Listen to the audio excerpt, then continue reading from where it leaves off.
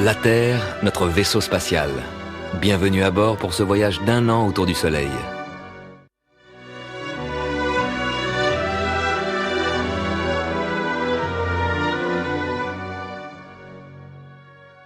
Nous arrivons à la station du solstice d'été.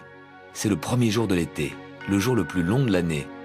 C'est le moment où la moitié nord de la Terre se penche le plus vers le Soleil.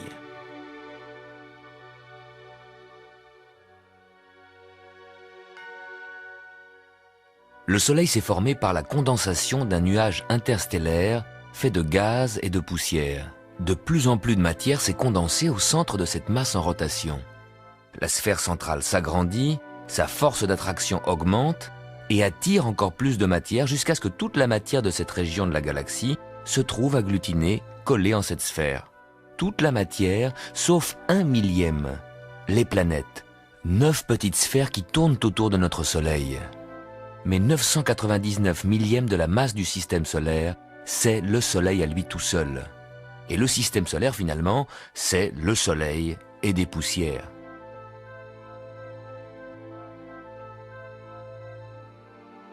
Les planètes, y compris la Terre, ne rayonnent pas. Elles ne font que refléter la lumière du Soleil.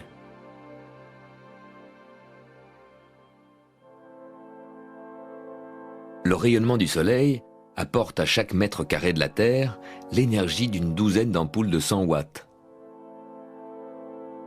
Le Soleil rayonne chaleur et lumière depuis plus de 4 milliards d'années. Comment fait-il? Il est très grand. Son diamètre, 100 fois la Terre. Son volume, 1 million de fois la Terre. Sa masse, 300 000 fois la Terre. À cause de cette masse énorme, les pressions au centre font monter la température à 14 millions de degrés et provoquent des réactions nucléaires permanentes.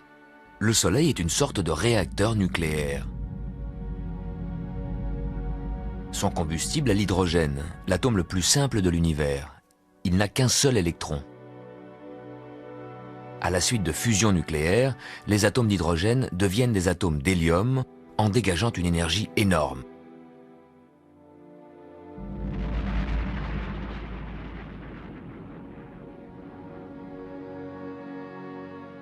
Cette énergie se propage vers la surface du Soleil et rayonne dans l'espace.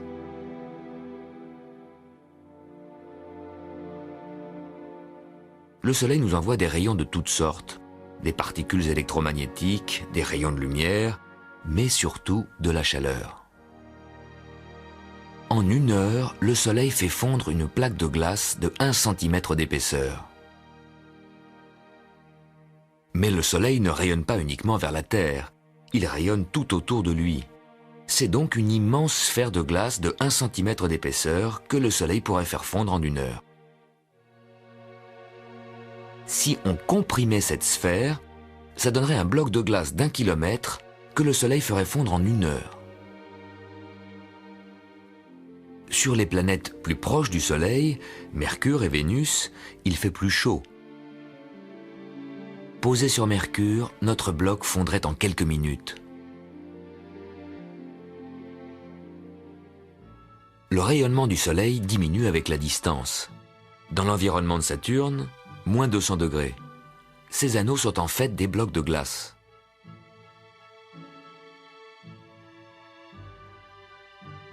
Sur Jupiter, moins 160 degrés. Sur Mars, moins 60 degrés.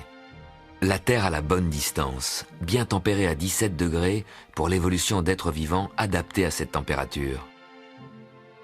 Vous en faites partie.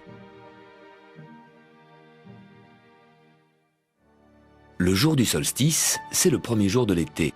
C'est le jour où le Soleil est le plus haut dans le ciel. Le jour où il décrit sa plus longue trajectoire.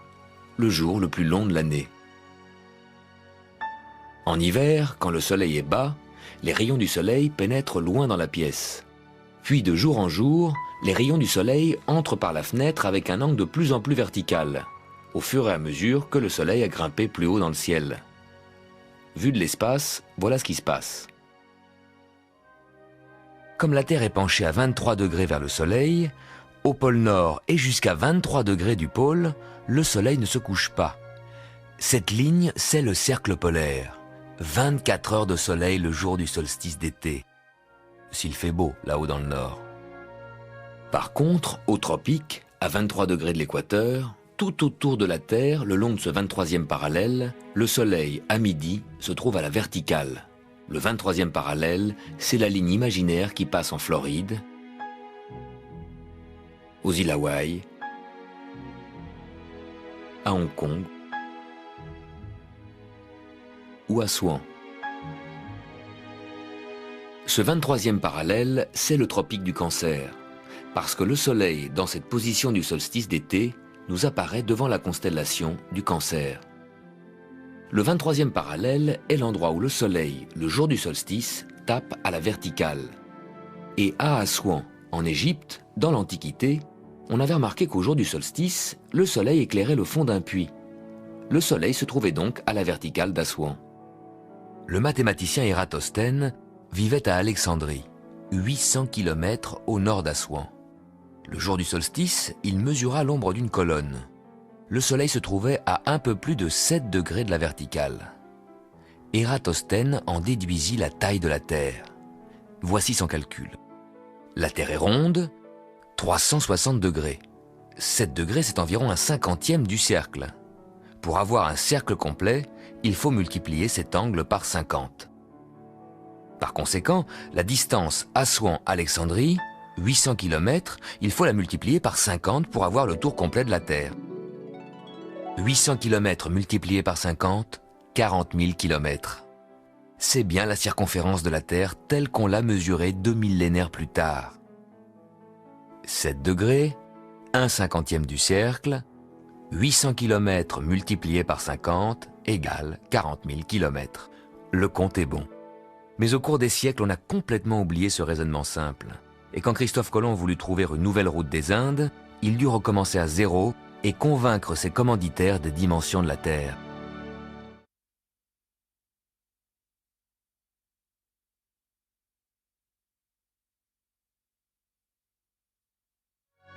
Nous venons de passer la station du solstice d'été. Pour la moitié nord de la Terre, c'est le jour le plus long de l'année. Au cercle polaire, le Soleil est resté 24 heures au-dessus de l'horizon. L'axe de la Terre est incliné de 23 degrés. Le cercle polaire se trouve à 23 degrés du pôle, donc juste frôlé par le Soleil. Par contre, au cercle polaire sud, à 23 degrés du pôle sud, le Soleil ce week-end ne s'est pas levé du tout. Même à midi, il reste sous l'horizon.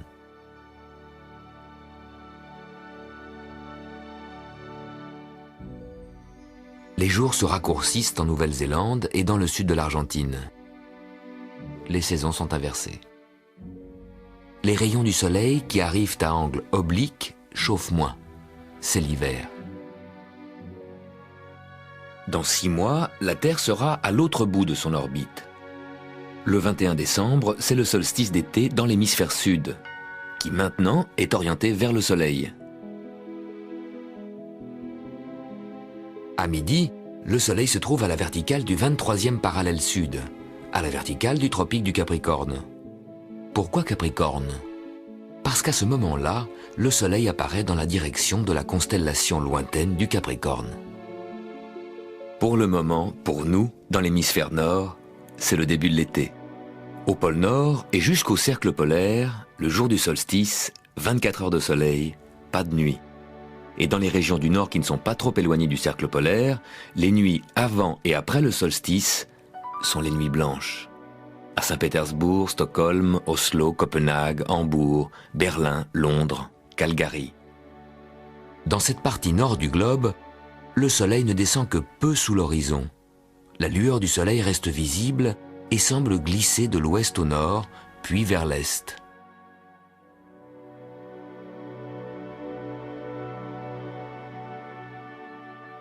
Après le coucher du soleil, il reste une lueur qui glisse lentement le long de l'horizon.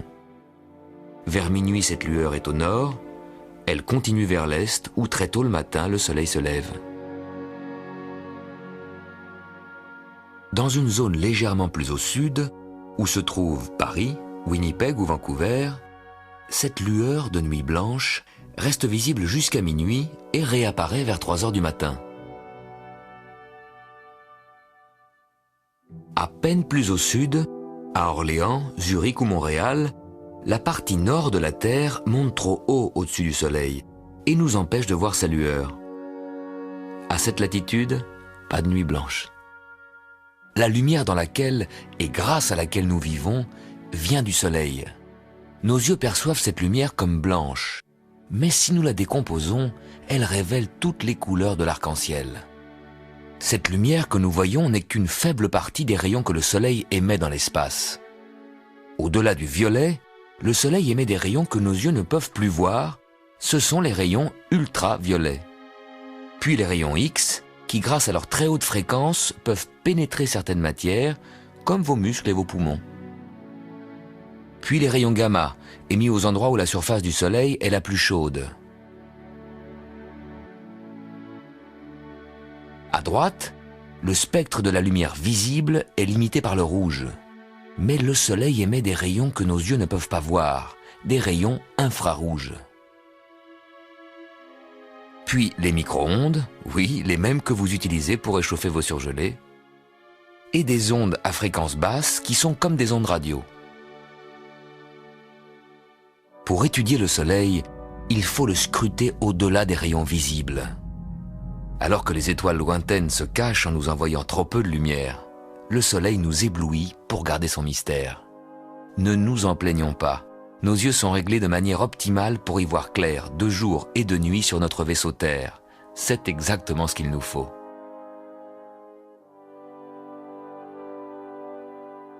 Attention, vous ne devez jamais regarder le Soleil sans protéger vos yeux. Des lunettes noires ne suffisent pas. Les verres fumés à la chandelle non plus. Pour observer le Soleil, achetez-vous des petits filtres solaires. Ce n'est pas cher. Ou projetez l'image du Soleil à travers des jumelles sur une feuille blanche. Vous verrez les taches solaires. Ce sont des trous dans l'enveloppe gazeuse du Soleil. Elles marquent l'endroit des éruptions. Vous pouvez suivre la rotation du Soleil en repérant de jour en jour les positions des taches solaires. La tache qui aujourd'hui est ici, sera ici demain. Les taches solaires nous servent de repères pour voir que le Soleil tourne sur lui-même. Mais elles nous aident aussi à voir le Soleil en 3 dimensions. Des taches voisines se rapprochent l'une de l'autre quand elles arrivent au bord du disque solaire, parce que justement ce n'est pas un disque, mais une sphère, une énorme boule de gaz. En suivant une tache solaire, vous pouvez aussi vous rendre compte de la dimension de notre système Terre-Lune. Le Soleil est si grand qu'il pourrait largement contenir la Terre et la Lune avec toute son orbite. La Lune fait un tour d'orbite en 4 semaines, comme cette tache qui nous montre la rotation et qui fait le tour du Soleil en 4 semaines. Tout le système Terre-Lune n'est donc pas plus grand que cette étoile nommée Soleil. Les taches deviennent plus nombreuses tous les 11 ans. En ce moment, le Soleil est dans une période calme. Le prochain maximum, c'est pour 2002. Ce sera la plus grande prolifération de taches depuis leur découverte par Galilée il y a 400 ans. Les taches nous montrent aussi le mouvement de la Terre. Si le matin vous repérez cette tache solaire ici, le soir, vous la retrouverez là. Ce n'est pas le Soleil qui a basculé pendant la journée, c'est la Terre. Le matin, le Soleil apparaît sous cet angle-ci. La Terre tourne, pendant la journée, le Soleil semble traverser le ciel. Le soir, il apparaît sous cet angle-là. Le Soleil n'a pas bougé, c'est nous qui le regardons sous un angle différent. Le matin, comme ça, le soir, comme ça. Tous les jours, avec ou sans tache solaire, vous pouvez voir le mouvement de bascule de la Terre. Au lever du Soleil, la Terre se tourne vers le Soleil, et le soir, la Terre couvre le Soleil.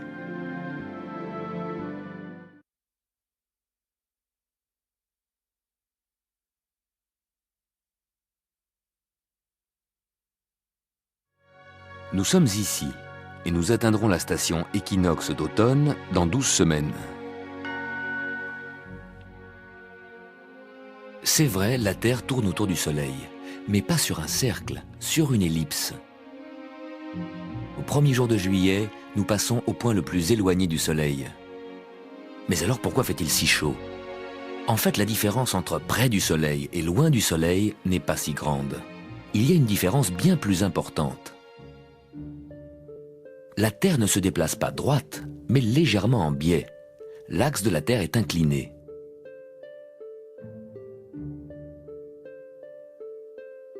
En ce moment, l'hémisphère nord est penché vers le Soleil. Les jours sont longs, les nuits sont courtes. Mais surtout, comme la Terre est inclinée, les rayons du Soleil arrivent à des angles différents. En hiver, un rayon de soleil comme celui-ci nous arrivait en biais. Son énergie s'étalait sur une grande surface. On avait froid. Aujourd'hui, ce même rayon de soleil frappe le sol à un angle plus droit. Son énergie est concentrée sur une surface plus petite, ça chauffe.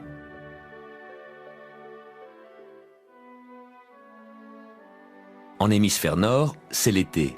Dans l'hémisphère sud, c'est l'hiver. Nous avons des saisons parce que l'axe de la Terre est incliné.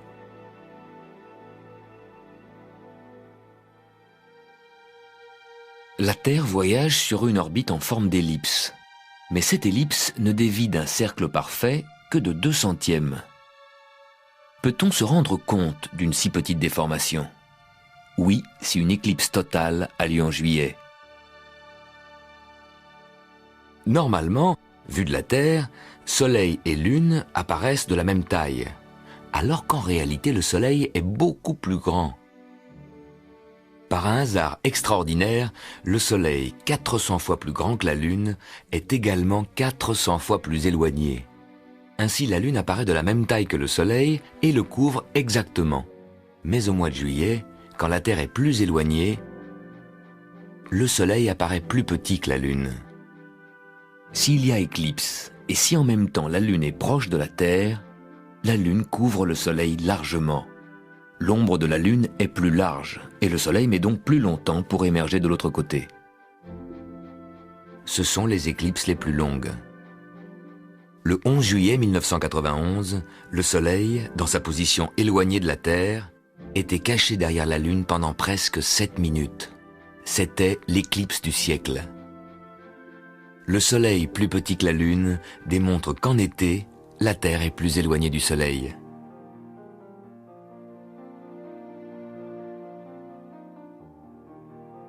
L'excentricité de notre orbite nous concerne tous. Comme toutes les planètes, la Terre avance plus vite sur son tronçon proche du Soleil, plus lentement sur le tronçon éloigné. En décembre-janvier, la Terre, en s'approchant légèrement du Soleil, s'est accélérée. En s'éloignant du Soleil, la Terre ralentit comme un train qui monte une côte. Le Soleil proche la tire davantage. En ce moment, la Terre avance donc plus lentement. Elle prend du retard. Pour parcourir cette moitié été de son orbite, elle mettra 6 jours de plus que pour la moitié hiver. Équinoxe de printemps 20 mars, équinoxe d'automne 23 septembre, 3 jours de plus. Regardez vos calendriers. Cette moitié été, de mars à août, contient 4 longs mois de 31 jours, alors que la moitié hiver, de septembre à février, est raccourcie par le petit mois de février avec seulement 28 jours. Ça fait encore 3 jours de plus. Nous arriverons donc à cette station équinoxe d'automne avec 6 jours de retard. Avec cette Terre qui circule à vitesse variable et nos montres qui donnent un temps régulier, il y aura certainement des décalages. Vous pouvez les voir. Prenez des repères chez vous, notez où le Soleil se couche. Le jour du solstice d'hiver, le Soleil se couche ici. Le jour du solstice d'été, ici. Chaque année, au fur et à mesure que les jours s'allongent puis raccourcissent, le Soleil fait un aller-retour.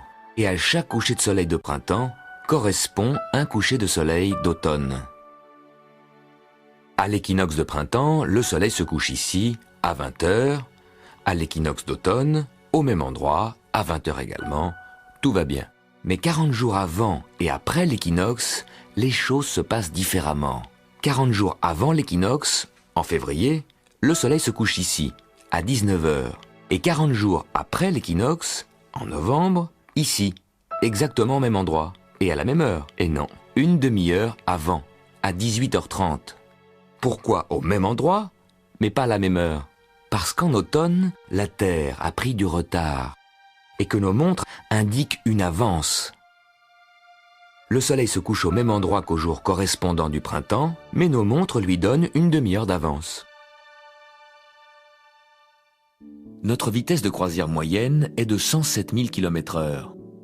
En ce moment, la Terre avance plus lentement, parce que sur son orbite elliptique, elle passe au plus loin du Soleil, et notre vitesse n'est que de 105 000 km/h. Alors qu'en hiver, quand la Terre est accélérée par la force gravitationnelle du Soleil, nous voyageons à 110 000 km/h. S'il n'y a pas une grande différence, c'est que notre ellipse est presque un cercle, à peine étiré de 2%. Sur son orbite beaucoup plus elliptique, la comète Halley, qui nous visite tous les 76 ans, s'accélère pendant son passage près du Soleil à 200 000 km/h, le double de la Terre. Puis quand elle retourne vers la région lointaine de Neptune, elle ralentit à 3600 km/h, 30 fois plus lent que la Terre. Sur une ellipse aussi elliptique, on peut s'imaginer que le Soleil, en quelque sorte, jette au loin la comète qui, à mi-parcours, ralentit pour retomber vers le Soleil. Si vous jetez une balle en l'air, elle accélère sur une trajectoire étroite, ralentit, s'arrête et retombe. La Terre, elle, est en chute permanente vers le Soleil. Mais pas de panique. Sur cette trajectoire presque circulaire, les forces centrifuges nous maintiennent solidement, tous sur orbite.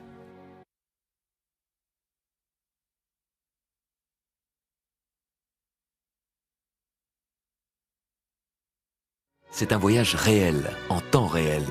Pendant que vous regardez ces images, vous foncez à travers l'espace à 107 000 km/h, 30 km chaque seconde. Nous sommes ici. Nous atteindrons la station équinoxe d'automne en 11 semaines.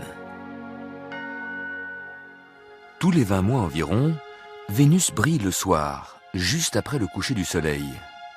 En 99, en été. En 98, Vénus n'est visible que le matin. Vénus circule sur l'orbite intérieure voisine de la nôtre. Vénus est une planète intérieure entre la Terre et le Soleil.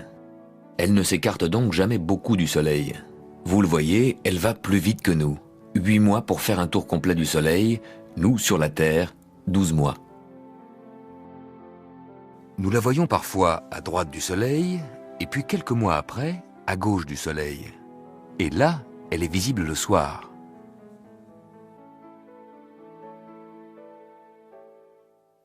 Tant que vous regardez Vénus à l'œil nu, vous voyez un petit point lumineux comme les autres planètes et les étoiles. Mais avec des jumelles très puissantes ou avec un télescope, vous serez étonné. Vous verrez Vénus comme un croissant de lune. Pourquoi? Comme Vénus est plus proche du Soleil, nous la voyons éclairée de côté, comme la demi-lune. Les soirs de juillet 99, vous pouvez bien voir Vénus, notre planète sœur. Ces soirs-là, juste après le coucher de soleil, le système solaire se présente en un bel alignement.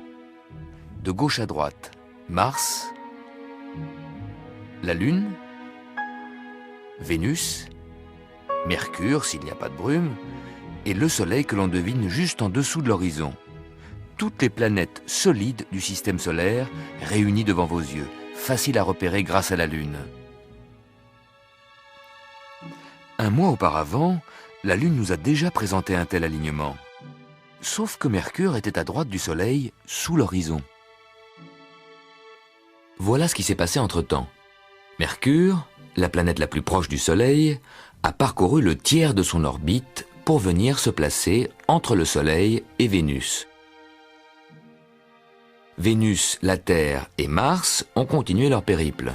Vénus un peu plus vite, Mars un peu plus lentement que nous.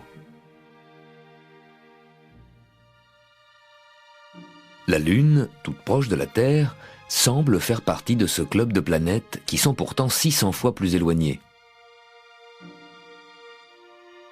Cet alignement vous montre bien le plan dans lequel les planètes et la Terre circulent autour du Soleil. Soleil, Mercure, Vénus, Lune, Mars et la Terre nous permettent en un coup d'œil de voir la moitié du système solaire.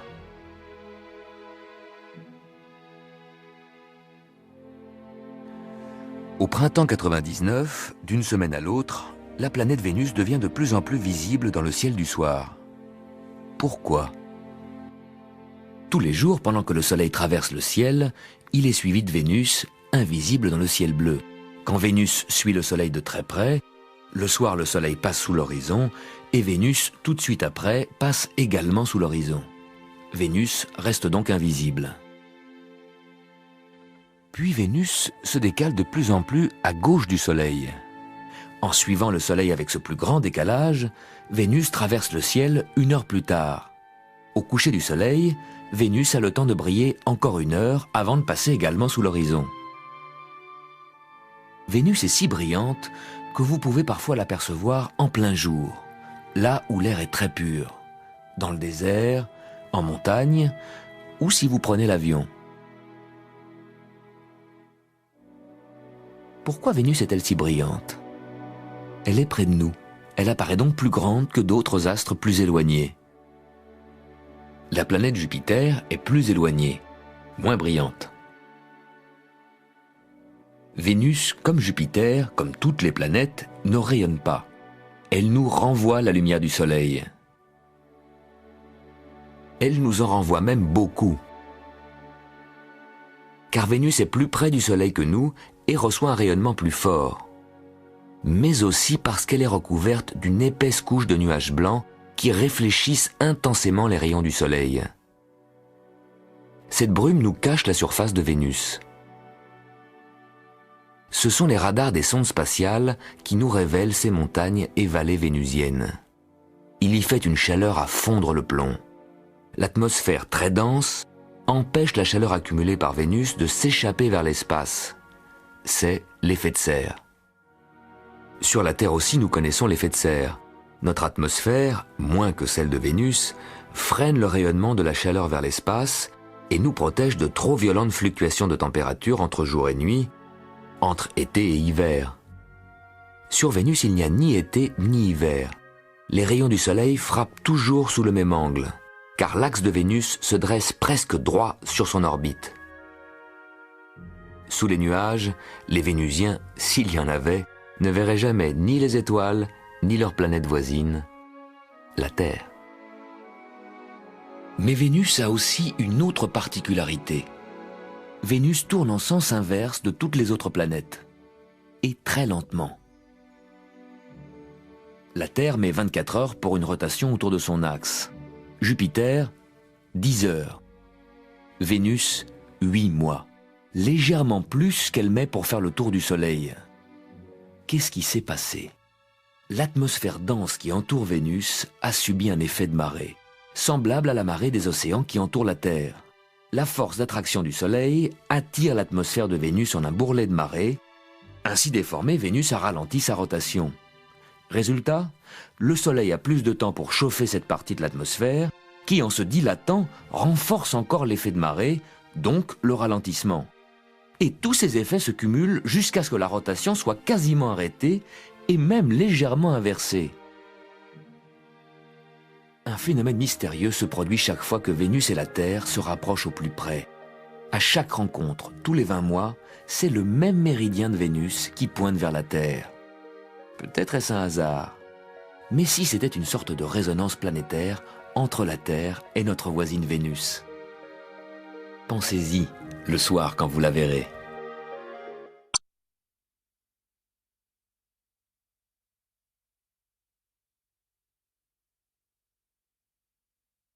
Nous sommes ici. La Terre fait route du solstice d'été vers l'équinoxe d'automne. La pleine lune se lève à l'est, juste quand le soleil se couche à l'ouest.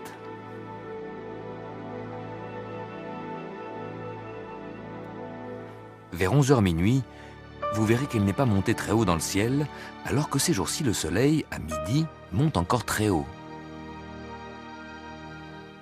En hiver, le soleil passera bas dans le ciel, aussi bas que la pleine lune passe en été.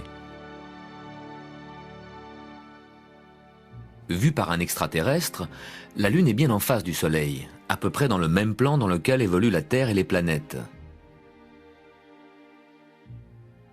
Comme l'axe de la Terre est incliné, voici ce que nous voyons en été. Le Soleil apparaît haut dans le ciel. La nuit, nous regardons dans cette direction, et voilà que la pleine Lune apparaît bas, près de l'horizon.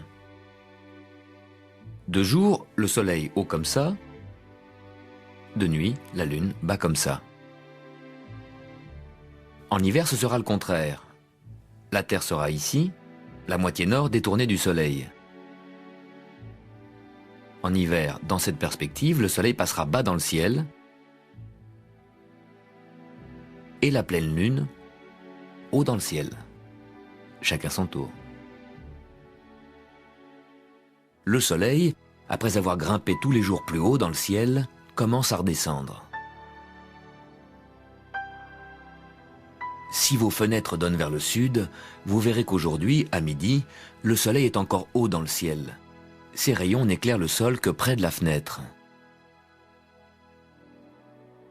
En été, ce n'est pas la fenêtre, c'est le toit de la maison qui fait face au Soleil. Vu de l'espace, voilà ce que ça donne. Le Soleil éclaire le toit. Puis au fur et à mesure que la Terre avance sur son orbite, la moitié nord se détournera de plus en plus du Soleil. C'est ce mouvement de bascule de la Terre qui modifie l'angle des rayons du Soleil. En hiver, les rayons, sous un angle plus oblique, pénétreront plus loin dans la pièce. Le Soleil sera plus bas sur l'horizon et traversera le ciel sur une trajectoire de plus en plus basse.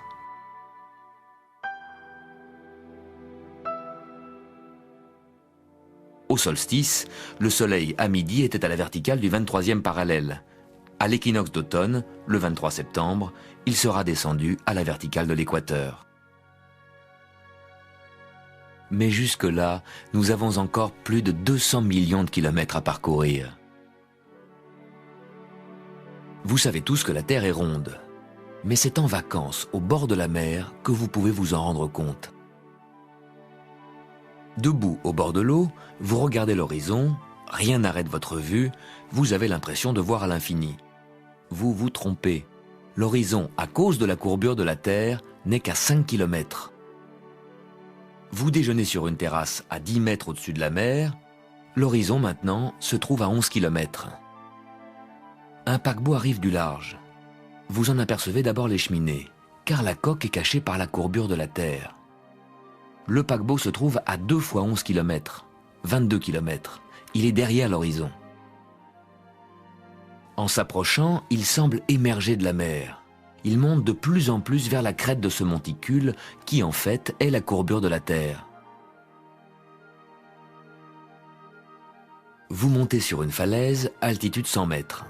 L'horizon que vous voyez se trouve alors à 35 km. En montagne, on voit plus loin. Le Mont Blanc est visible à 200 km. Et si vous le contemplez d'une autre montagne, ça porte votre regard à 400 km. Paradoxalement, 5 km seulement au bord de la mer. L'horizon dégagé, mais plus proche, limite notre vue et révèle ainsi la courbure de la Terre. Presque un mois après le jour le plus long, le soleil se couche quelques minutes plus tôt. Pourquoi le soleil couchant vire au rouge ? La lumière du soleil est blanche, mais ce que nous percevons comme blanc est en fait le mélange de toutes les couleurs de l'arc-en-ciel, du violet au rouge. Avant de nous atteindre, la lumière doit traverser l'atmosphère.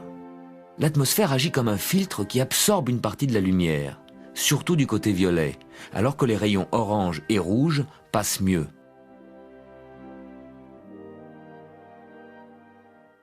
À midi, les rayons du soleil traversent l'atmosphère sur un trajet court. L'effet de filtrage reste faible, la lumière reste blanche. Le soir, les rayons arrivent en biais. À cet angle, la couche d'atmosphère à traverser est plus épaisse, l'effet de filtrage est plus important, toutes les couleurs sont absorbées, sauf le rouge. Plus le soleil descend, plus nous le voyons à travers l'atmosphère, plus il apparaît rouge. Au fur et à mesure que le soleil descend, il semble se déformer, s'aplatir. C'est encore un effet de l'atmosphère. qui non seulement filtre les couleurs, mais dévie les rayons de lumière. L'épaisseur de l'atmosphère déforme le disque solaire pour le dilater en ovale. Quand en plus les vents et les températures perturbent l'atmosphère, nous voyons un soleil déchiré. Le soleil se couche 1 minute plus tôt que la veille. Mais quand vous regardez le soleil se coucher, il n'est plus là. Depuis 8 minutes déjà, le soleil est sous l'horizon. 8 minutes, c'est le temps que met la lumière pour parcourir la distance du soleil à la Terre. Les particules qui transportent la lumière voyagent à 300 000 km par seconde. C'est la vitesse maximum absolue. Rien dans l'univers ne peut aller plus vite que la lumière. Dans notre vie quotidienne, nous ne sommes pas conscients de la vitesse de la lumière. La lumière nous paraît quelque chose d'instantané. Nous voyons même des lumières lointaines en même temps qu'elles s'allument. Dans le système solaire, le clair de lune nous arrive en 1 seconde. Mais la lumière des étoiles de la constellation Orion met des siècles pour arriver jusqu'à nous. Imaginons qu'on regarde Orion, non pas de la Terre, mais d'un autre endroit dans l'univers. Là, vous voyez que ces étoiles se trouvent à des distances très différentes. Vous les voyez comme elles étaient à des époques lointaines, des siècles, des millénaires, des images décalées dans le temps. Les étoiles, vous les voyez en différé.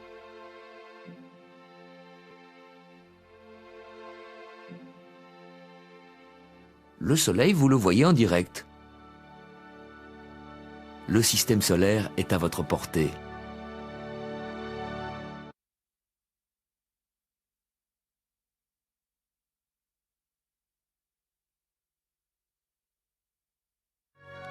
Nous sommes ici. La Terre avance à 107 000 km/h, 30 km par seconde. Et nous atteindrons l'équinoxe, le début de l'automne, dans 9 semaines.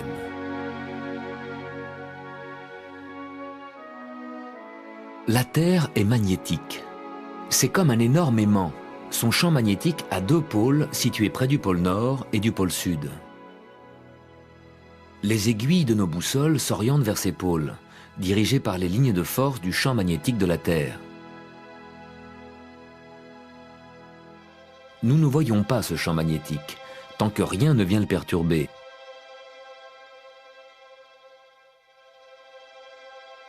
Mais à 150 millions de kilomètres de nous, le Soleil ne cesse d'émettre des particules dans l'espace. C'est le vent solaire. Le Soleil tourne, les particules s'en éloignent en spirale à une vitesse qui, au bout de 5 jours, les fait arriver près de la Terre. Ces particules heurtent le champ magnétique de la Terre, elles sont déviées. Lorsque le flux est intense, les particules suivent les lignes de force magnétique, elles pénètrent le champ magnétique, perturbent nos communications radio et téléphone et atteignent souvent nos zones polaires. Là, elles provoquent des réactions spectaculaires, les aurores boréales.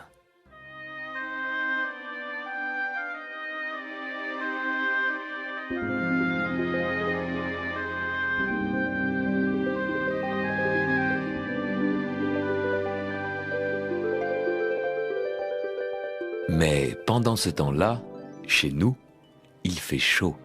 C'est la canicule. Mais que veut dire canicule? C'est le nom de cette constellation. Caniculum, le petit chien. Ce groupe d'étoiles apparaît près des constellations des Gémeaux et du Cancer, qui sont des constellations du zodiaque. Cette toile de fond imaginaire qui nous sert de repère pour situer les planètes et le Soleil. La semaine dernière, le Soleil était encore devant la constellation des Gémeaux. Il se dirige vers le Cancer. Le petit chien est en dessous. Vu de la Terre, le Soleil est près de la constellation du petit chien. C'est la canicule. Mais attention, ce n'est pas le Soleil qui bouge. C'est la Terre qui file sur son orbite et le Soleil semble se déplacer devant le zodiaque. Ce n'est que maintenant, à la canicule, qu'il fait le plus chaud. Pourtant, le Soleil était au plus haut il y a 1 mois, au solstice. Mais il met du temps pour réchauffer l'énorme masse d'air de notre atmosphère. Et encore plus longtemps pour réchauffer la mer pour votre baignade. En ces jours de canicule, nous sommes particulièrement conscients du rayonnement du Soleil. Ce rayonnement donne à la Terre les conditions exceptionnelles qui ont permis à la vie d'évoluer. Ces conditions dépendent d'un équilibre très délicat entre les rayons que la Terre absorbe et ceux qu'elle réfléchit dans l'espace. Les surfaces claires réfléchissent la lumière, les surfaces sombres l'absorbent. Les calottes polaires sont blanches, les nuages sont blancs. Là où la Terre est blanche, elle réfléchit la plus grande partie du rayonnement dans l'espace.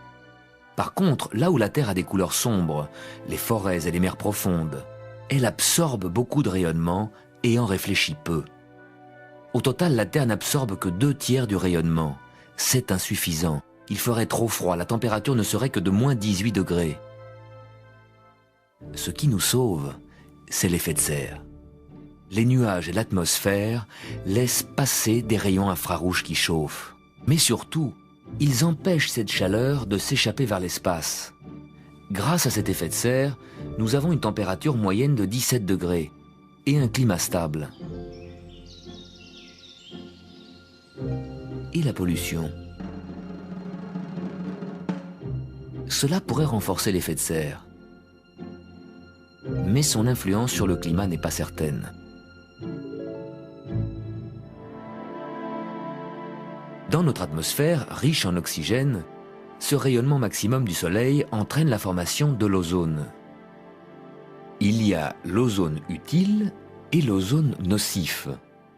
À basse altitude, surtout par forte chaleur, l'oxygène mélangé au gaz carbonique produit l'ozone, qui est nocif quand nous le respirons. À haute altitude, par contre, l'ozone est un filtre actif qui absorbe les rayons ultraviolets dont le Soleil nous bombarde. Sans ce filtre protecteur, nous serions cuits, brûlés et stérilisés par les rayons ultraviolets. Dans la couche d'ozone qui nous protège, on a constaté des trous, surtout au-dessus du pôle sud. On ne sait pas encore s'il s'agit de fluctuations périodiques naturelles ou d'une destruction progressive. Par prudence, on limite l'utilisation des substances qui pourraient nuire à la couche d'ozone, surtout le chlore des aérosols. L'ozone a donc 2 effets différents. Causé par le gaz carbonique, l'ozone est nocif dans l'air que nous respirons. Mais en haute altitude, l'ozone est utile, vital quand on s'expose aux rayons du Soleil. Ces rayons qui nous menacent, mais qui en même temps nous tiennent en vie. Ce Soleil qui nous réchauffe et en cette saison nous surchauffe, continuera-t-il éternellement à nous prodiguer son énergie ? Éternellement, non, mais suffisamment pour l'espèce humaine. Pour rayonner depuis 4,5 milliards d'années, le Soleil consomme sa propre substance, hydrogène et hélium. Et dans quelques milliards d'années, ça sera fini. La Terre ne périra pas de froid, au contraire. Avant de s'éteindre, le Soleil se dilatera jusqu'à envahir l'orbite des proches planètes. La Terre sera complètement brûlée, son atmosphère et ses océans s'évaporeront. Mais nous ne serons plus là depuis bien longtemps. La vie telle que nous la connaissons se déroule dans des laps de temps beaucoup plus brefs. Si les 4 milliards d'années de la Terre étaient 1 an, ce n'est qu'en décembre, à la toute fin de cette année, que la vie serait sortie des mers pour s'installer sur les continents.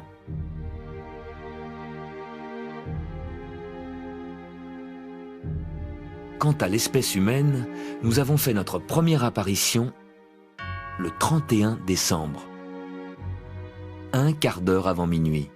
Toute l'histoire de l'humanité n'est donc qu'un bref instant dans les dimensions de l'univers.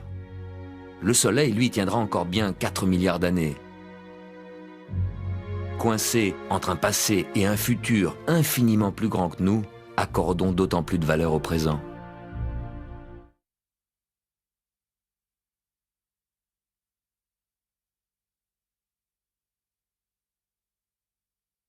Nous sommes ici, entre le solstice d'été et l'équinoxe d'automne que nous atteindrons dans 8 semaines. Dans les villes, la pollution de lumière nous empêche de plus en plus de voir le ciel. Même par beau temps, on ne peut y voir que les planètes brillantes, Vénus et Jupiter, et parfois Mars. Et parmi les étoiles, la plus brillante, Sirius, visible le soir, surtout en hiver.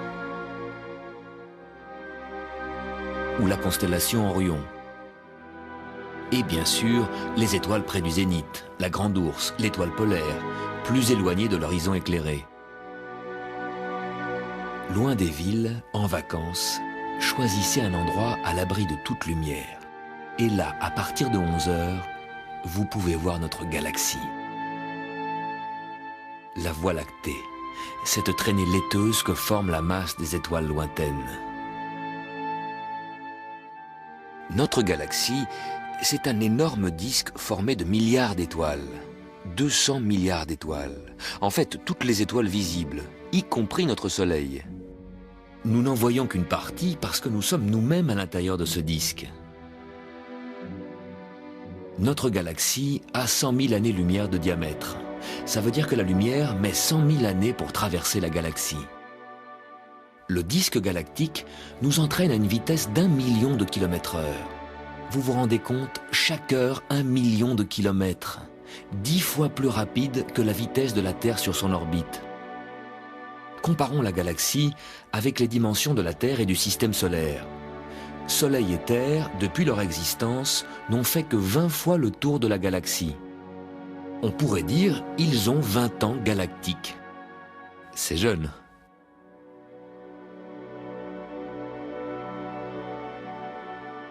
Notre galaxie est en forme de spirale, parce que les étoiles à l'extérieur du disque restent un peu à la traîne. Au-delà de notre Voie lactée, l'espace s'ouvre sur d'autres galaxies lointaines. Des milliards de galaxies.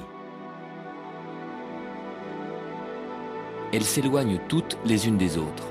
En fait, elles s'éloignent toutes d'un point d'origine, de l'explosion originale, du Big Bang, où il y a 12 ou 15 milliards d'années, l'univers aurait pris naissance.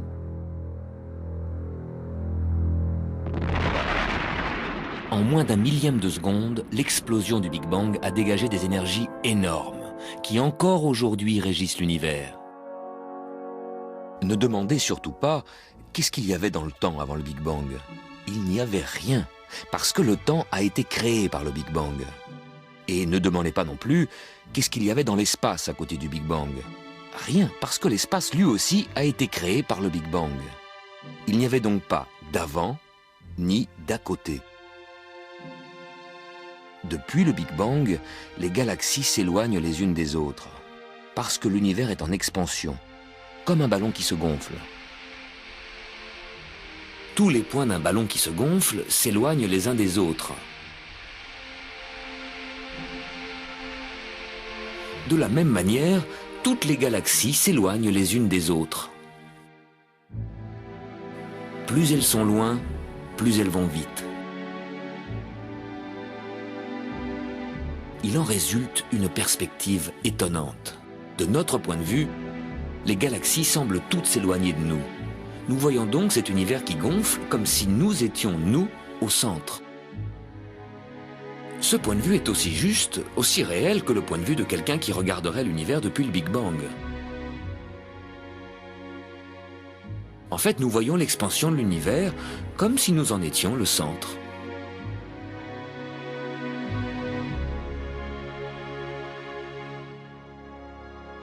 Pourtant, sans le savoir, sans le ressentir, nous faisons partie de cette fuite des galaxies. Nous sommes emportés dans la rotation de la Voie lactée, qui entraîne le Soleil, qui entraîne la Terre et qui nous entraîne.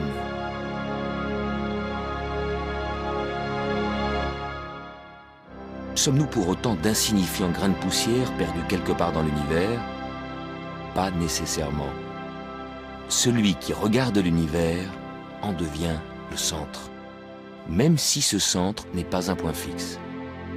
Le système solaire tout entier se déplace dans la galaxie. Au cours des millénaires, le Soleil, accompagné de ses 9 planètes, y compris la Terre, se dirige dans la direction de Vega, au-dessus du Scorpion.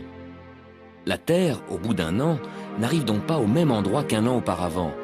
Elle suit le mouvement du Soleil à travers la galaxie, et si nous voulons visualiser le chemin parcouru par la Terre, le cercle de l'orbite annuelle de la Terre autour du Soleil va s'étirer en une spirale à travers l'espace. La Terre, comme tout l'univers, progresse dans une autre dimension, le temps. En un an, la Terre dessine son cercle autour du Soleil. D'année en année, Soleil et Terre progressent dans le même temps. Le cercle s'étire en spirale. Cette image du temps ressemble et se confond avec le parcours de la Terre dans l'espace.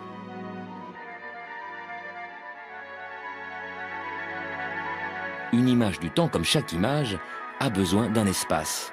Par exemple, l'espace de votre écran de télévision en ce moment.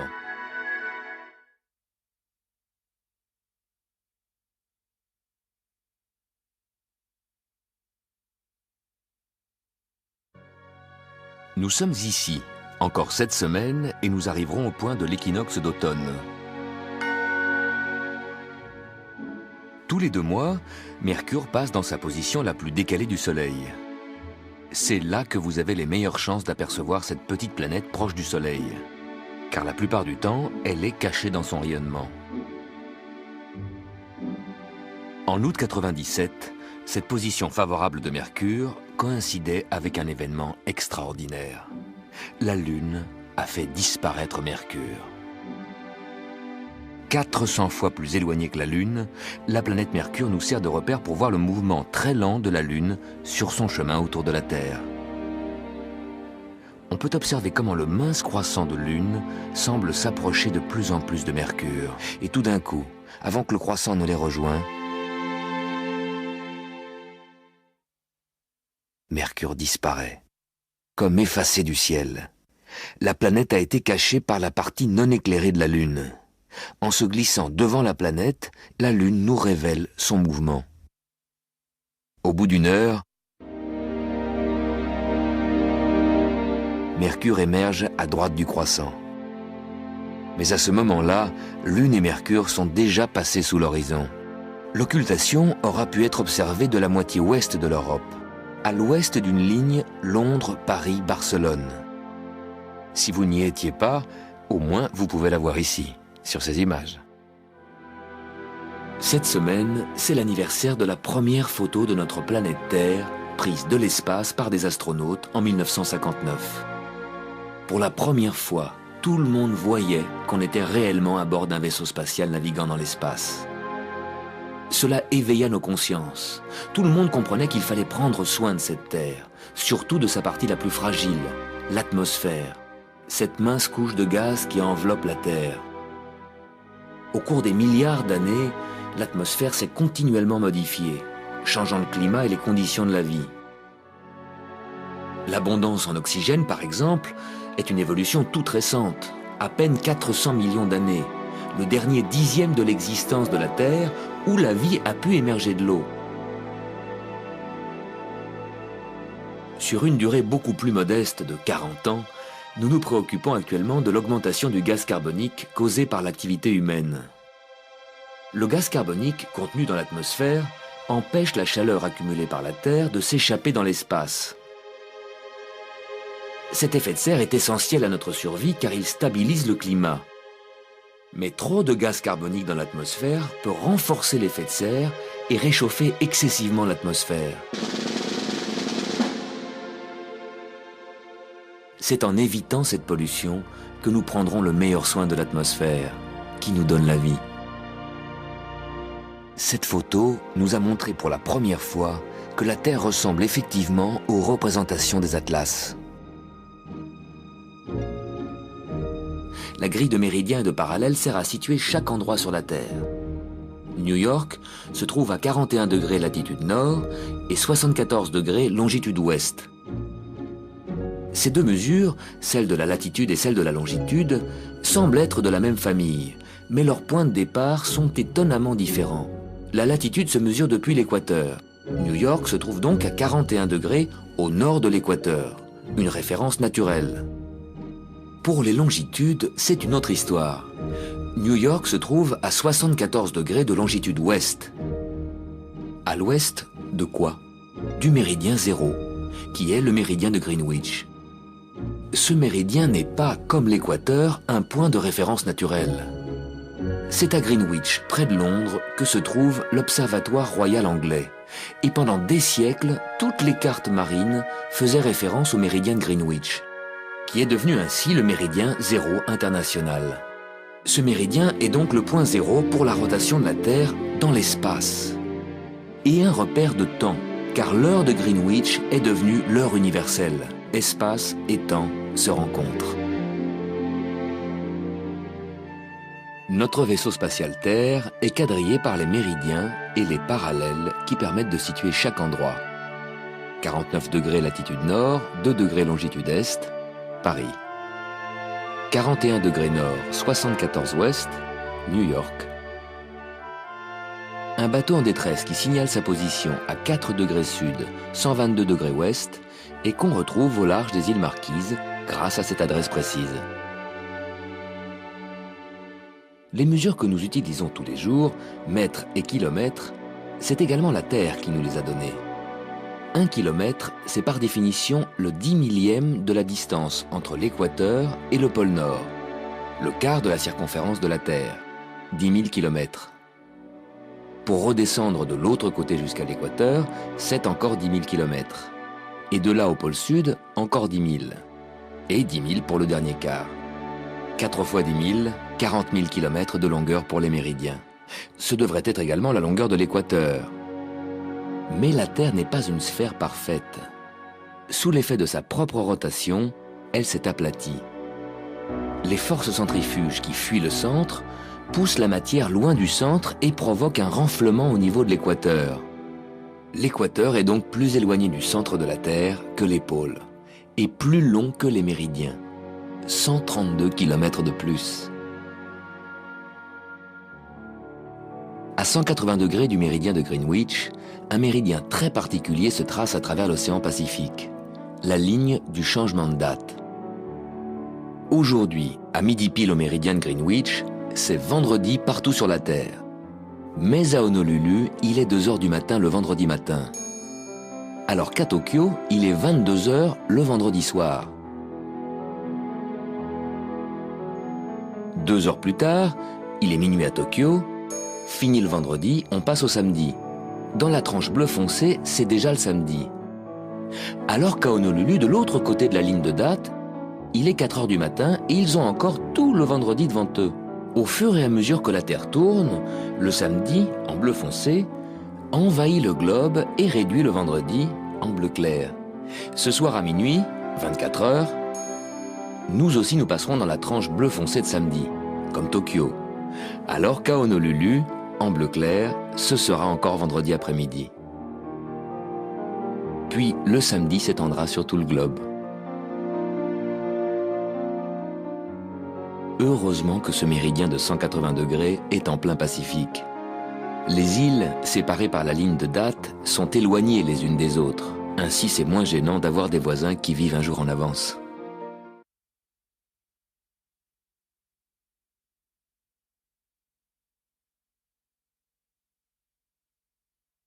Nous sommes ici, environ à mi-chemin entre le solstice d'été, le 21 juin, et l'équinoxe d'automne, le 23 septembre.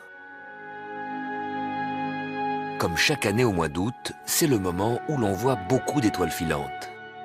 À cette époque de l'année, la Terre traverse les débris qu'une comète a laissés sur son sillage.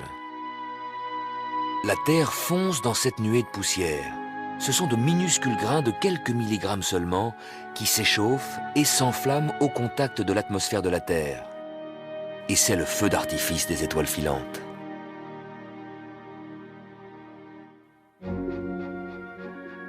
C'est la comète Swift-Tuttle qui est passée par là. Elle s'éloigne jusqu'au-delà de Pluton et revient tous les 130 ans. Elle croise l'orbite de la Terre à l'endroit où la Terre passe chaque mois d'août.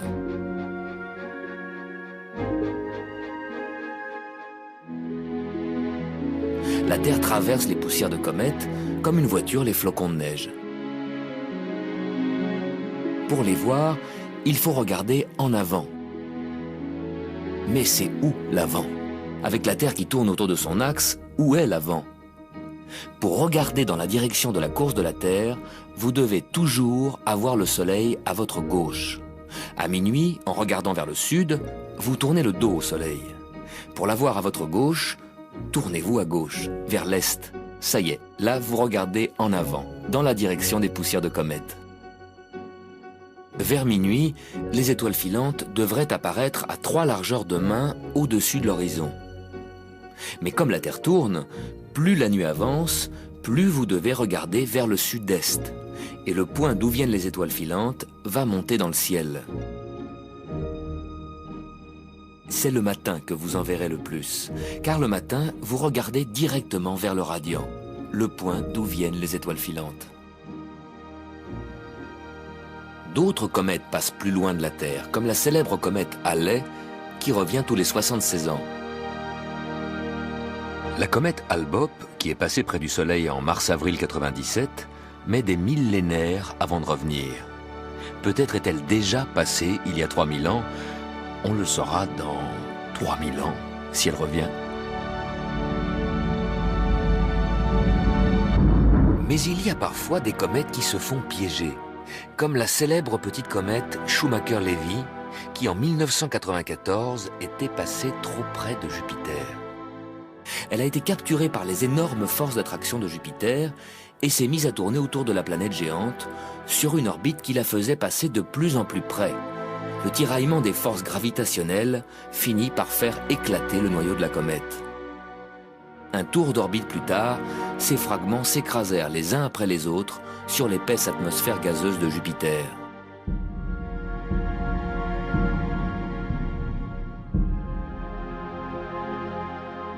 Et nous, sur la Terre, est-ce qu'on risque une pareille collision? C'est très peu probable, mais à son prochain passage, Swift-Tuttle nous croisera de près. Au dernier passage de Swift-Tuttle, les astronomes avaient calculé et prédit son retour pour 1984. Mais les comètes ne sont pas fiables. Réchauffées par le Soleil, elles éjectent des masses de gaz et de poussière, et cela modifie leur trajectoire et bien entendu le moment exact de leur retour. Swift-Tuttle nous est arrivé avec 8 années de retard, en novembre 1992. La comète a croisé notre trajectoire alors que nous étions ici, loin de la trajectoire de la comète. Ce lieu de croisement, la Terre y passe chaque année le 12 août.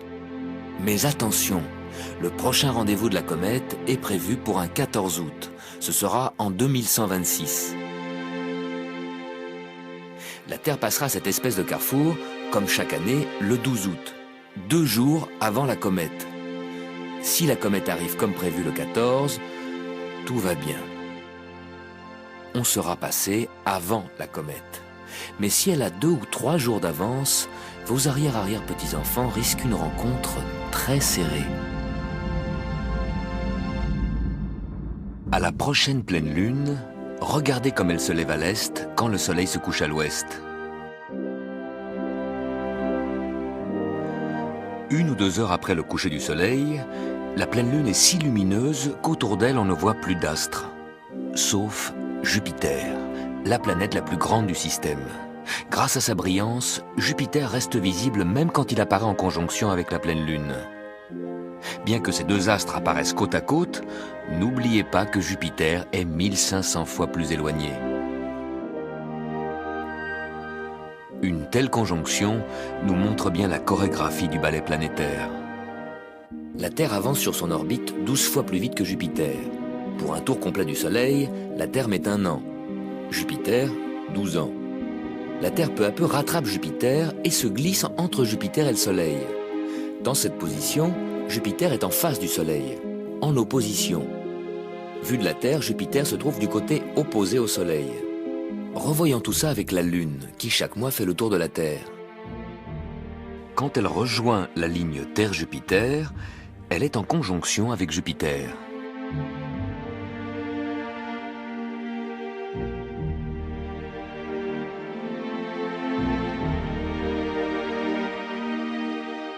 Et vous pouvez voir la Lune et Jupiter traverser le ciel côte à côte.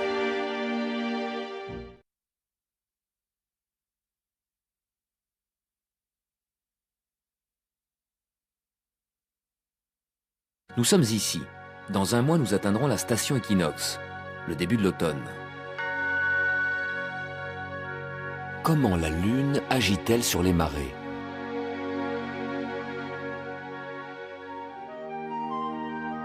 Chaque mois, les plus fortes marées sont déclenchées quand Lune, Terre, Soleil sont alignés, comme par exemple à la nouvelle Lune. Lors de ces alignements, les forces d'attraction de la Lune et du Soleil agissent dans la même direction, s'additionnent et provoquent les plus grandes marées de chaque mois. Quant aux plus grandes marées de l'année, elles se produisent normalement à l'époque des équinoxes, car à ce moment-là, les forces centrifuges de la Terre s'ajoutent à la force d'attraction du Soleil et agissent plus fort sur les masses d'eau des océans. Il y a pourtant des années où la plus forte marée ne se produit pas à l'équinoxe, mais à la pleine lune d'un autre mois, du mois d'août par exemple. À cause d'un facteur que l'on oublie souvent, la distance de la Lune. L'orbite de la Lune est une ellipse. Parfois la Lune est loin, parfois elle est proche. Plus elle est proche, plus la marée est forte. Si le jour de la pleine lune du mois d'août coïncide avec le jour où la Lune est le plus proche, c'est cette pleine lune-là qui déclenchera les plus fortes marées de l'année, plus fortes encore que les marées d'équinoxe.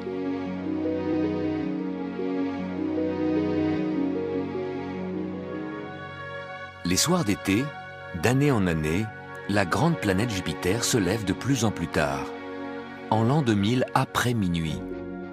Jupiter est la plus grande planète du système solaire. Elle est entourée de 2 anneaux très minces et de 16 satellites. Avec des jumelles, vous pouvez voir les 4 plus grands, les 4 lunes galiléennes, découvertes par Galilée. Quand Jupiter se lève à l'horizon, les 4 satellites se présentent en ligne montante, puis ils basculent en ligne descendante. C'est que nous regardons depuis la Terre qui tourne. La Terre, les planètes, Jupiter et ses satellites sont tous situés dans le même plan. Mais comme la Terre tourne, notre poste d'observation change d'inclinaison d'heure en heure. Les 4 satellites, parce qu'ils sont alignés, nous le montrent encore mieux.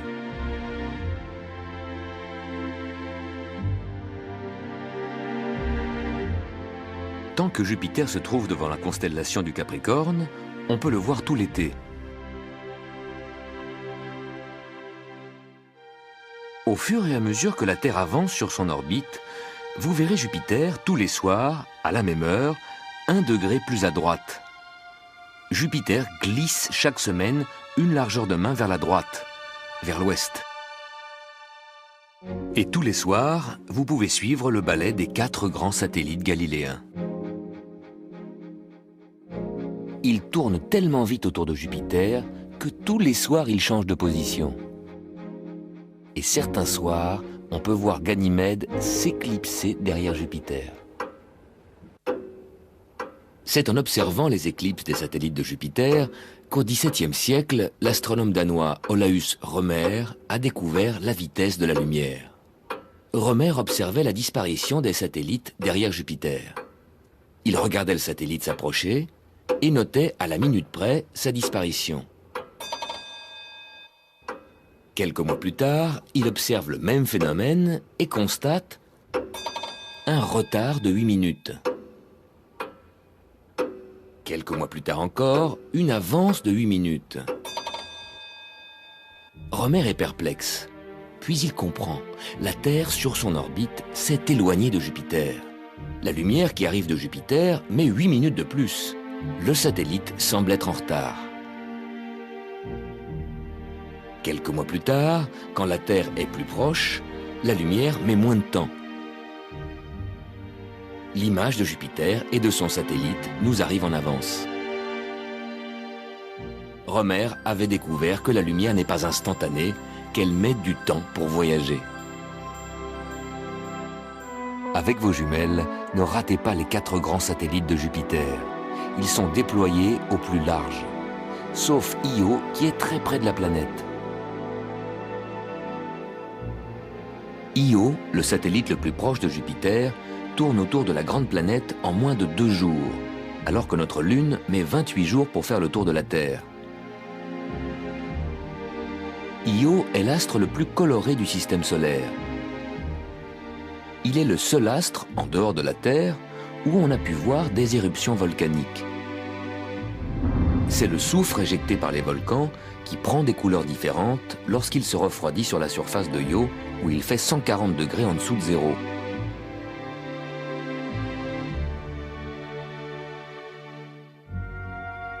Les gaz et les poussières éjectés par ces volcans sont éparpillés sur la trajectoire du satellite. Chargées d'électricité, ces particules modifient le rayonnement des ondes radio que Jupiter émet dans l'espace.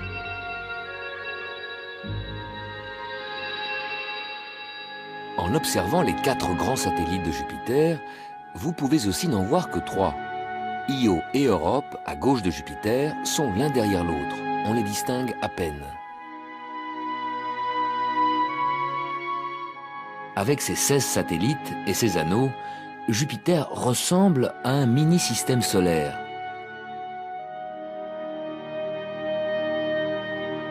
Son influence s'étend bien plus loin. À 800 millions de kilomètres à droite et à gauche de Jupiter, son orbite est peuplée par 2 groupes de petits astres, les Troyens. Ces 2 groupes d'astéroïdes flottent dans l'espace à des endroits bien précis, là où il y a un équilibre entre les forces gravitationnelles. Les Troyens forment avec Jupiter et le Soleil des triangles parfaits qui tournent autour du Soleil à la même vitesse que Jupiter, en 12 ans, 12 fois plus lentement que la Terre.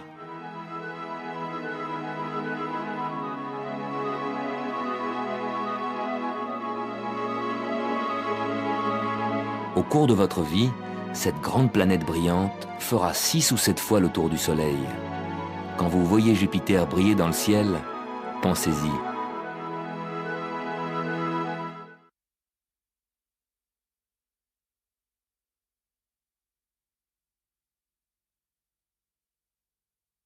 Nous sommes ici. Nous parcourons en ce moment l'étape qui nous mène à l'équinoxe d'automne, que nous atteindrons dans moins d'1 mois. La Terre nous fournit la mesure du temps. Un jour, c'est une rotation complète de la Terre autour de son axe. Un an, c'est la durée du voyage de la Terre autour du Soleil. L'année a 365 jours. Mais 365, c'est un trop grand chiffre pour compter les jours. Surtout pour nos ancêtres qui émergeaient tout juste des cavernes et prenaient conscience du temps qui passe. Il leur fallait un calendrier simple et évident. La Lune a fourni aux hommes une mesure de temps qui, depuis des millénaires, régit notre vie de tous les jours. La Lune tourne autour de la Terre en 28 jours, en 4 quartiers de 7 jours, 4 semaines. C'est le seul astre qui change d'aspect de jour en jour. Nos ancêtres, avant même de savoir lire ou écrire, pouvaient suivre facilement ce calendrier céleste. En 1 semaine, la nouvelle lune devient demi-lune. 1 semaine encore pour que la demi-lune devienne pleine lune. 1 semaine jusqu'à la demi-lune décroissante. Et une 4e semaine pour le dernier quartier qui finit par la nouvelle lune. C'est de là que vient la semaine de 7 jours.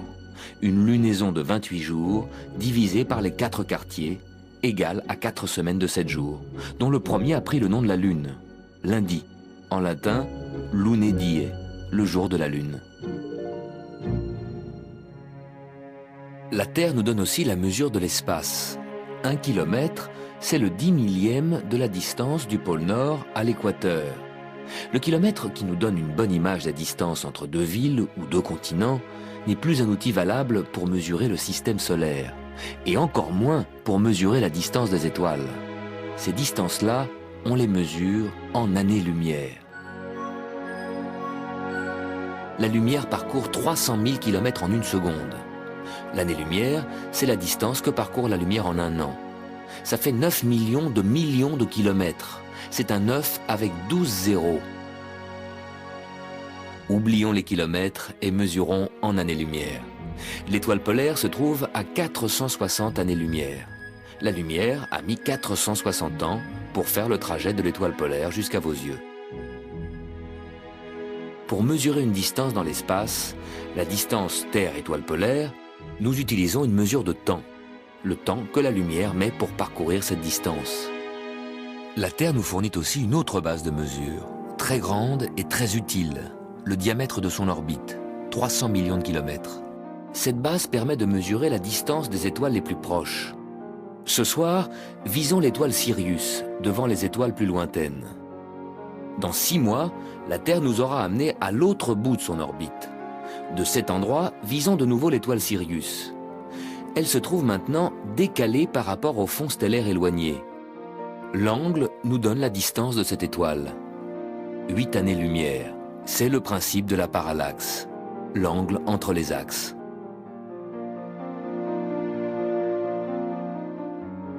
En visant cette autre étoile, Murzine, et en la visant 6 mois plus tard, nous voyons un angle plus petit. Murzine est plus éloigné, 150 années-lumière. Avec les repères que la Terre nous donne en se déplaçant sur son orbite, on peut mesurer la distance des étoiles. Et à leur tour, les étoiles nous servent de repères pour mesurer le déplacement des planètes. Jupiter, devant la constellation du Capricorne, à droite, glissera en 2 ans vers les Poissons, à gauche. Les groupes d'étoiles, les constellations qui se trouvent derrière les planètes, forment le zodiaque. Comme la Terre avance sur son orbite, le Soleil, lui aussi, apparaît successivement dans des secteurs différents du zodiaque. En ce moment, il est devant la constellation du Lion. Le Soleil en Lion, fin août, et d'après l'horoscope, il devrait être en Vierge. Il ne faut pas confondre les constellations avec les signes astrologiques. Les astrologues divisent le zodiaque en 12 secteurs égaux de 30 degrés chacun, alors que les constellations, les groupes d'étoiles, ont des largeurs très différentes. Le Lion occupe un secteur de 35 degrés. Le secteur du Cancer n'est que de 9 degrés.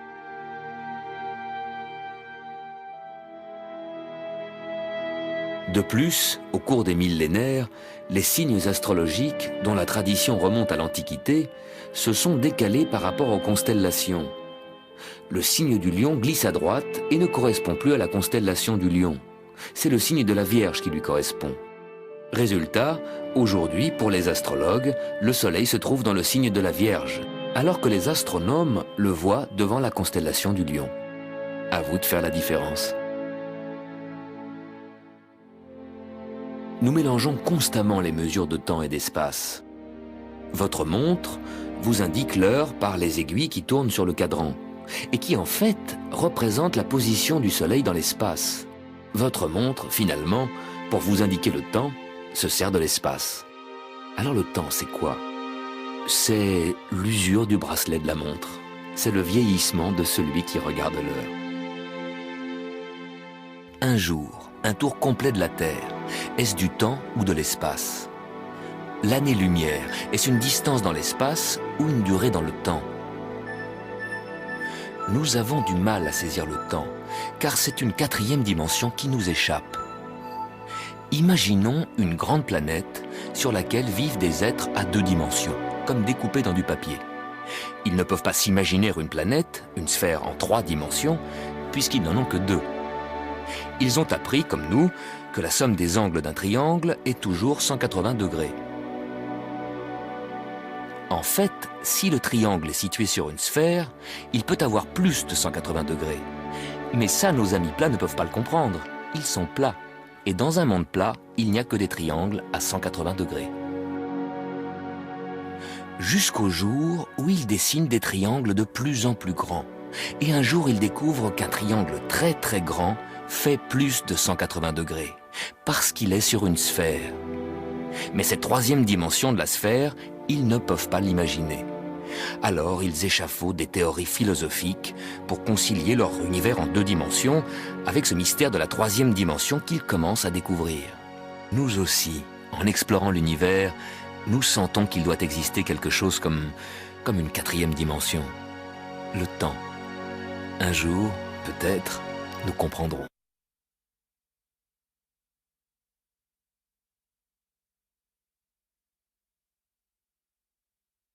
Nous sommes ici et nous atteindrons la station équinoxe dans un peu plus de 2 semaines. Quand la Lune rejoint l'axe Terre-Soleil, c'est la nouvelle Lune et 2 fois par an, cet alignement peut provoquer une éclipse solaire. La Lune a une ombre qui se projette dans l'espace et qui chaque mois passe au ras de la Terre, juste au-dessus ou en dessous. L'ombre de la Lune ne touche pas la Terre, car la Lune tourne sur une orbite légèrement inclinée par rapport à l'orbite de la Terre. L'ombre de la Lune passe donc au-dessus ou en dessous de la Terre. Mais 2 fois par an, la Lune arrive à une position qui permet un alignement parfait Soleil, Lune, Terre. L'ombre de la Lune frappe la Terre, cache le Soleil, c'est l'éclipse solaire. En pleine journée, on peut voir les étoiles et les planètes. Pour que l'ombre de la Lune tombe pile sur la Terre, il faut que la Lune se place exactement dans l'axe Terre-Soleil. La Lune doit passer au point qu'on appelle le nœud, ni trop tôt, ni trop tard. Si la Lune est légèrement en retard, elle ne couvre le Soleil que partiellement. C'est une éclipse partielle. L'ombre de la Lune ne fait que frôler le pôle sud de la Terre. Et tout ça peut se produire vers minuit, donc visible seulement aux antipodes, en Australie. Heureusement, vous pouvez la voir ici.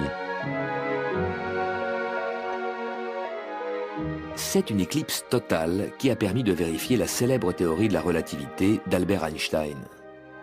En réfléchissant sur l'univers, Einstein a conclu qu'un corps aussi massif que le Soleil creuse comme un trou dans l'espace-temps.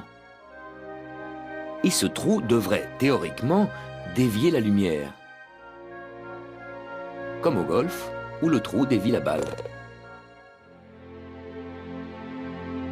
Lors d'une éclipse totale en 1919, l'étoile Taurus Beta se trouvait presque dans le même axe que le Soleil, un peu à droite, mais bien entendu infiniment plus loin. On attendait l'étoile ici, mais elle apparaissait là, décalée du Soleil. La lumière qui nous parvient de l'étoile passe près du Soleil, mais la masse du Soleil fait dévier cette lumière de sa ligne droite en ligne courbe.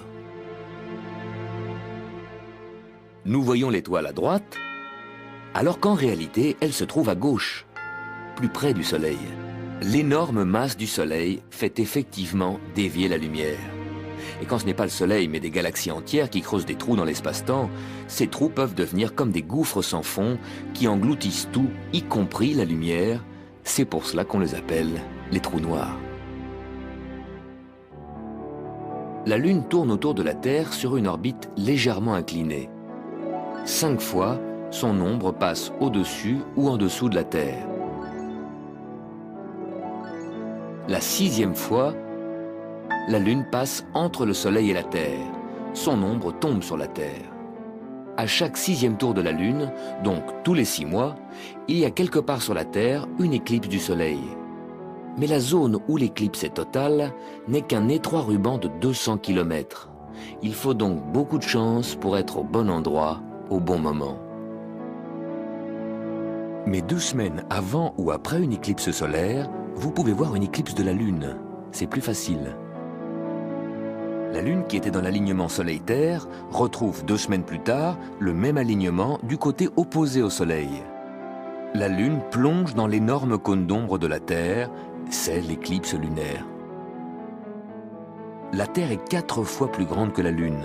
Son ombre est 4 fois plus large. Toute la Lune est immergée dans cette ombre et la Lune met 2 heures pour la traverser. Tous ceux qui sont côté nuit de la Terre peuvent donc voir l'éclipse lunaire. La Lune peut nous aider à repérer les planètes. En septembre 97, exceptionnellement, toutes les planètes étaient réunies dans le ciel du soir. La Lune nous a emmenés faire le grand tour des planètes, en passant de soir en soir d'une planète à l'autre. D'abord Vénus, puis la Lune passe à droite de Mars. Le lendemain, elle dépasse Mars. Un jour plus tard, grossie en demi-lune, elle passe au-dessous de Pluton, invisible sans télescope, mais que nous vous montrerons ici. Puis la Lune passe dans l'axe de Neptune et Uranus, pour arriver 2 jours avant la pleine Lune à sa conjonction avec Jupiter. Durant ces 10 jours, la Lune parcourt le tiers de son orbite autour de la Terre. En visant la Lune, vous pouvez situer les différentes planètes qui se trouvent dans la même direction, mais des milliers de fois plus éloignées que la Lune. Vénus, Mars, Pluton, Neptune, Uranus, Jupiter, et 4 jours plus tard, Saturne.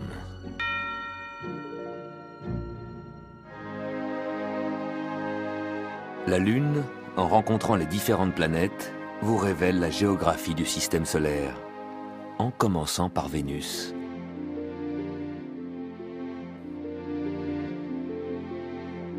Vénus est notre voisine la plus proche, la planète qui tous les ans se rapproche le plus de nous, à 40 millions de kilomètres, le quart seulement de la distance Terre-Soleil.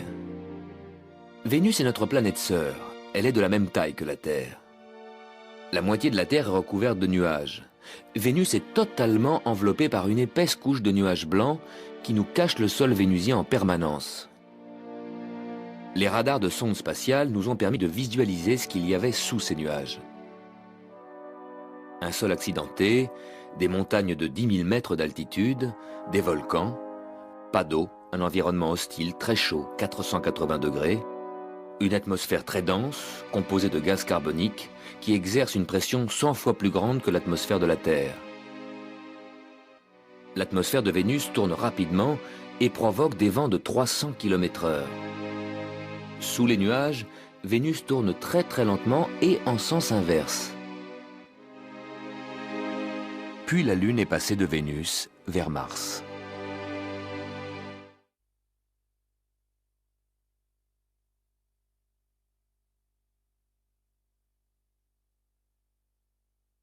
C'est un voyage réel. Vous avez réellement parcouru depuis le début de l'année 650 millions de kilomètres. Nous sommes ici. Nous nous approchons de l'équinoxe d'automne, le 23 septembre. En automne 97, les planètes étaient toutes réunies de manière exceptionnelle. En visant la Lune, on pouvait repérer d'un soir à l'autre une autre planète. La Lune était d'abord en conjonction avec Vénus, puis elle est passée devant Mars, et ensuite devant Pluton, la planète la plus lointaine du système solaire, la plus excentrique, la plus petite que notre Lune. On ne peut voir Pluton qu'avec un télescope très puissant. Pluton a un satellite, Charon, qui mesure la moitié de Pluton. Ils forment ainsi une planète double. On se demande si l'on peut considérer Pluton comme une planète. Peut-être est-ce un ancien satellite de Neptune qui se serait échappé de son emprise pour se mettre en orbite à son propre compte autour du Soleil. Une lune qui serait devenue planète. Ou bien Pluton serait un ancien astéroïde.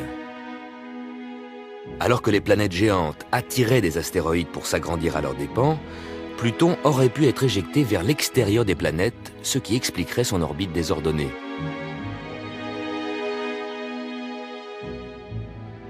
Parmi les planètes, Pluton est un cas à part. Alors que la Lune apparaissait juste au-dessus des autres planètes, elle passe bien en dessous de Pluton. Car l'orbite de Pluton est très inclinée.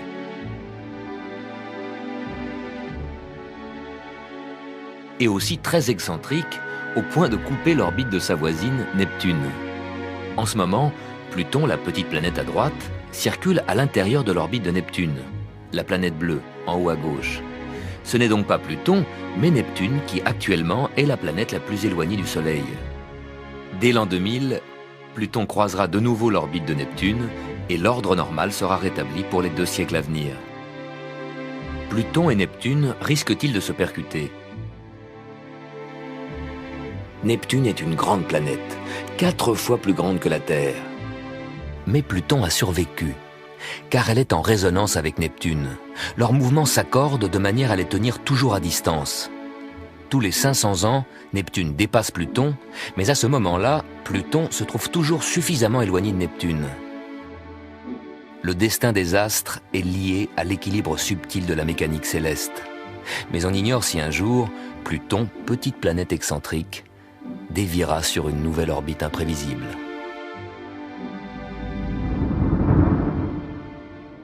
Après être passé devant Pluton, la Lune se dirige vers Neptune. Neptune est une grande planète, 4 fois plus grande que la Terre. Elle est accompagnée de 2 satellites, Triton, proche de Neptune, et Néréide, qui circulent sur des orbites étrangement inclinées. Néréide a l'orbite la plus excentrique de tous les satellites du système solaire. Triton tourne en sens inverse sur une orbite qui se rétrécit et qui va bientôt, dans 100 millions d'années, se rapprocher fatalement de Neptune. Triton sera désintégré en morceaux qui rejoindront les anneaux de Neptune ou s'écraseront sur la planète. Nous sommes loin de la vision médiévale d'un univers symétrique, fait de sphères et de cercles parfaits et immuables. Puis la Lune, dans son périple, s'approche de son alignement avec Uranus. Uranus est 2 fois plus éloigné du Soleil que Saturne. 20 fois plus éloigné du Soleil que nous. À cette distance, Uranus se distingue à peine des étoiles qui l'entourent. Uranus apparaît donc comme une petite étoile. Sur les cartes du ciel du XVIIIe siècle, cet astre était indiqué comme une étoile de la constellation du Taureau. En 1781, un astronome amateur, William Herschel, en observant la constellation des Gémeaux, remarqua un astre qui normalement ne devait pas s'y trouver. En continuant ses observations, il constata que l'astre se déplaçait très lentement dans le même plan que les planètes et qu'il venait précisément de la constellation du Taureau. Cette petite étoile était en fait une planète. Herschel avait découvert Uranus. On a mis des siècles pour découvrir qu'Uranus n'était pas une étoile fixe, mais une planète qui bouge. Et encore des siècles pour découvrir qu'Uranus est la seule planète du système solaire dont l'axe est couché sur son orbite. Parfois Uranus roule en avant comme un ballon, puis de l'autre côté de son orbite, elle avance à reculons. Uranus met 84 ans pour faire un tour complet du Soleil. Avec son axe couché et toujours orienté du même côté, les jours sur Uranus durent 42 ans et les nuits 42 ans. Et les saisons également, 42 ans d'été et 42 ans d'hiver. Les étoiles rayonnent de la lumière. Uranus est une planète, elle ne rayonne pas. Elle ne fait que refléter la lumière du Soleil. Vu d'Uranus, le Soleil est 20 fois moins lumineux. La lumière qu'elle nous renvoie est donc très faible. Et d'Uranus, comment voit-on la Terre? Pas du tout. Trop près du Soleil, la Terre disparaît dans son rayonnement. En progressant sur son orbite autour de la Terre, la Lune nous présente tous les soirs une partie plus grande de sa moitié éclairée par le Soleil. Elle reflète de plus en plus de lumière vers la Terre. Le clair de lune augmente de soir en soir. La pleine lune est 20 fois plus lumineuse que le premier petit croissant. Autour de la pleine lune, on ne voit plus d'étoiles. Le seul astre qui reste visible à proximité de la Lune, c'est Jupiter, la plus grande des planètes. C'est ce qui arrive quand la Lune est en conjonction avec Jupiter. Mais parfois, la Lune, en progressant sur son orbite, avant d'arriver à son alignement avec Saturne, rencontre quelque chose. Comme une ombre. Et oui, c'est l'ombre de la Terre qui se projette dans l'espace. Tous les mois, la Lune passe dans ce secteur. 5 mois sur 6, elle passe au-dessus de cet énorme cône d'ombre, ou en dessous. Mais tous les 6 mois, la Lune traverse l'ombre de la Terre. C'est l'éclipse lunaire. Vous la verrez sur votre écran la semaine prochaine.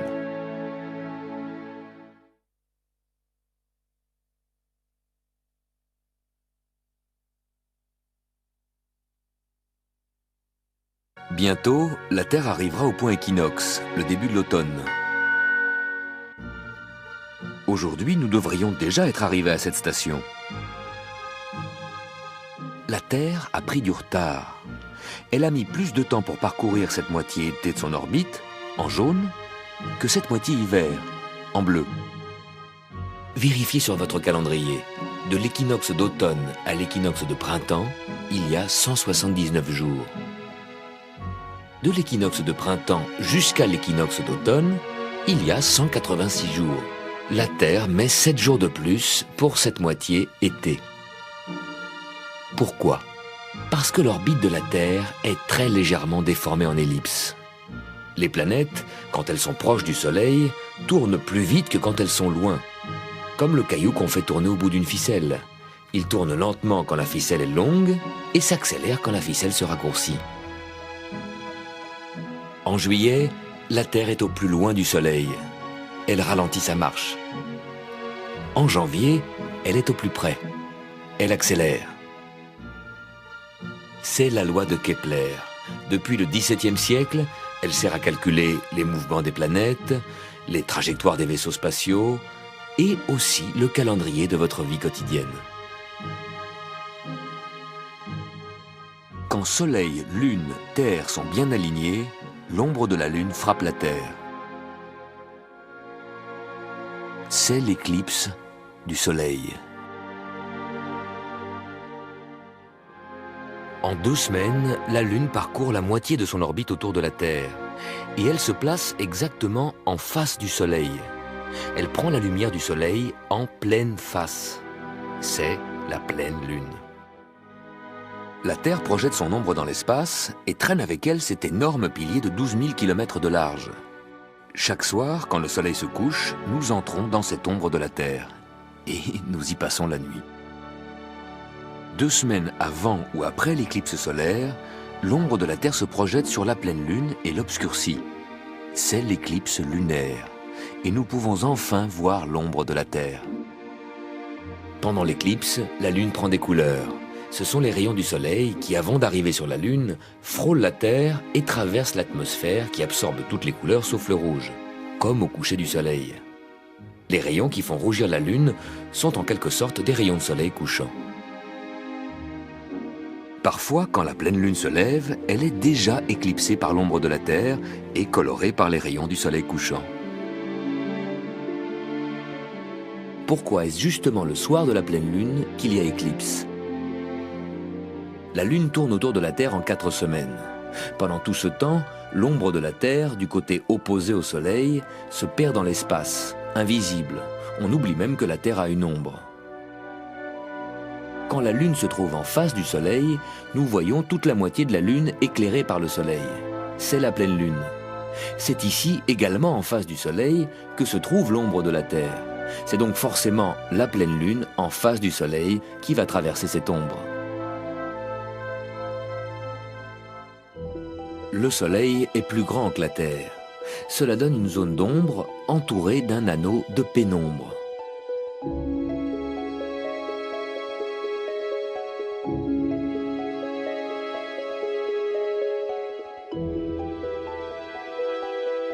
La Lune entre d'abord dans la pénombre.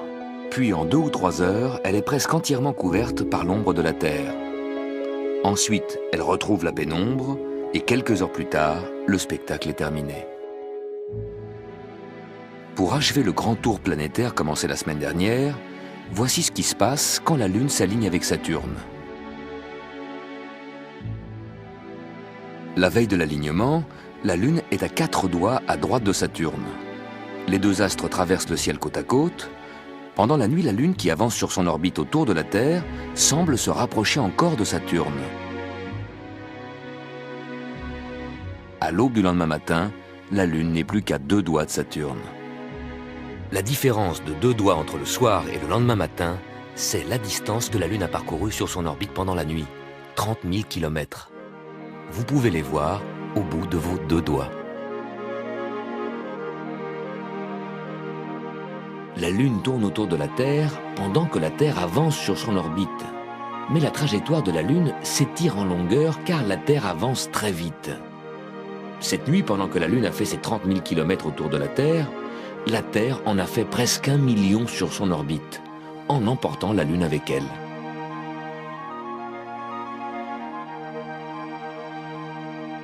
La force d'attraction de la Lune attire l'eau des océans. Si la Lune est alignée avec le Soleil, leurs forces d'attraction s'additionnent, se conjuguent et provoquent chaque mois les marées les plus fortes.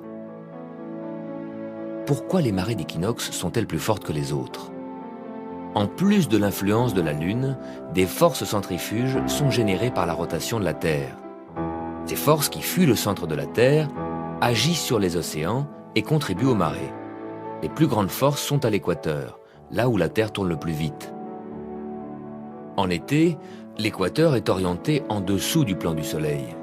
En été, les forces centrifuges n'agissent donc pas dans la même direction que les forces d'attraction du Soleil. En hiver, l'équateur est orienté au-dessus du plan du Soleil. En hiver non plus, les forces n'agissent pas dans la même direction. Par contre, au moment des équinoxes, de printemps et d'automne, le Soleil est à la verticale de l'équateur. À l'équinoxe, les forces centrifuges et les forces d'attraction du Soleil agissent dans la même direction, se conjuguent et s'additionnent. Voilà pourquoi les marées d'équinoxe sont plus fortes que les autres.